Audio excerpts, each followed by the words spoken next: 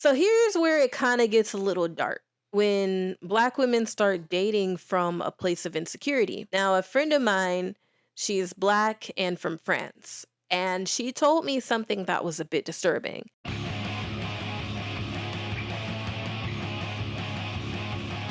What's good, YouTube? Have you been drinking water? Minding your business? Doing your skincare routine? Good, because today, unfortunately, we're not talking about my crazy ass ex. I know some of you were expecting part 4, but healing takes time. Editing takes longer, and YouTube ain't paying me enough yet. So instead, we're diving into some black ass advice again. And before we start, let me be extremely clear because I don't know, people love to develop selective hearing. This video is for Black women, not all women, not foreign women, not women of color, which that term was taken away from us. Again, Black women.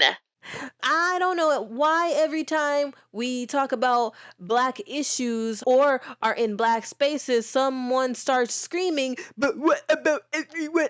I'm not talking about you. If you want to talk about everybody, then go on somebody else's channel. You are on a Black woman's channel, okay? Like, this one is mine, and I'm talking about my community, and I am talking about people who look like me, okay? Like, we can't even be Black in our own damn space. So go away from mine. Let's get into it. So, can Black women date in Japan? Technically, yes, but emotionally, spiritually, mentally, all right, let's keep it a buck. It is difficult as hell, okay? It's not impossible, but as a Black woman, it's gonna be 100 times harder, just like everything else in the world, okay? Things may come easier for others, whereas for you, you're gonna have to do a little soul searching a little bit, you know? Feel it more out. You know, we already don't take no bullshit, so, you know, you gotta deal with that too. You gotta weed that out. But once again, it's not impossible. So when it comes to dating as a Black woman in Japan, it comes with 3 major issues. Of course, there's more, but I feel like there are 3 major issues. So let's get into it. Now, one of the issues being, and this is something that I struggled with when I first got here, is as a Black woman, our type of man really isn't here. Now, of course, all Black women are different. We all have different types, but this is something that I hear very often, and I experienced firsthand. When I got here, my type was not here at all. Now, Black men do exist here, but the archetypes, and I'm not gonna get disrespectful and show the archetypes, okay? We're not gonna get disrespectful up in here. Archetypes, many Black women, not all, want rare, okay? Imported goods. Japan is not Atlanta. Japan is not Houston. Japan is not Miami. Japan is not New York. This is not the ecosystem. And that's all I'm gonna say without saying too much. I literally had to import my boyfriend from Florida, okay? I was not gonna find him locally here, period. And that's all I'm gonna say. Now, the other issue, kind of the reverse. And before people start coming for me in comments, no, I'm not jealous. I am not mad. I am not pressed, okay? I already have a boyfriend, and if I wanted you, I could have you. So I'm not jealous of shit. I don't want you.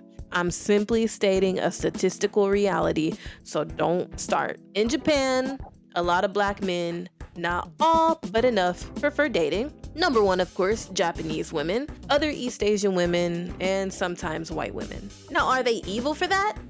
No, absolutely not. Preferences do exist, and that's fine. Date who you want to date. Just don't drag me into anything. Like, if you're gonna date a Japanese woman, then don't, when I pass by, don't be making comments about me, my hair, or anything about me. date that woman that you're with and keep your eyes on her. There's no need to bring me or any other black woman into whatever the fuck you got going on, bro. But anyways, that's besides the point. Living here in Japan, among many men, they have a strong preference for Japanese women, and that's just the truth. It's not dogging them. It's not anything. It's not a bad thing. It's just the reality of the situation, and that's fine. Now, this one might hurt, but we are grown, and it's something that most of us should already know. The stereotype of black women follows us everywhere, and Japan is no different. To the average Japanese person who has never left the country and only knows blackness through music videos, rap culture, TikTok, and Western media, we are either hypersexual, aggressive, baby mama number 4, waiting to happen, twerking at brunch, or strong and independent and don't need no man bullshit. They don't see nuance. They see a character. So when a black woman wants to date serious here, some Japanese men don't view her as girlfriend material. They view her as an experience. Not all, but enough for it to matter. And this is a new stereotype about black women that just became noticed to me. I was watching one of my favorite YouTubers react to something that happened with this Mexican and black, like he's mixed with Mexican and black, but he identifies as Mexican because of the way he grew up. But when he lost his parents, a black woman raised him. But he was doing an interview and said that he's never dated black women before. Okay, fine. But it's just for the fact that he was saying something about black women not being family oriented and not caring about when they meet your mom, whether she likes you or not. Now, we are independent individuals. I know in the past when I've met my boyfriend's mom, I was very respectful and, of course, tried to get a favor to her liking. But I feel like, and I can't speak for all black women, but I know for me at least, if she gets on the whole monster-in-law, where you're being nice, but she's just being nasty because she just doesn't like you, then it's like, okay, babe, you're gonna have to handle that. It's either me, her, or we work this out. That's it with me, at least, and how I feel about the whole meeting the mom thing. But otherwise, I feel like black women, especially the ones who are very religious, are very family oriented. Never heard that before, but okay. Now here's one thing that I think is just maybe personally me with the hair situation.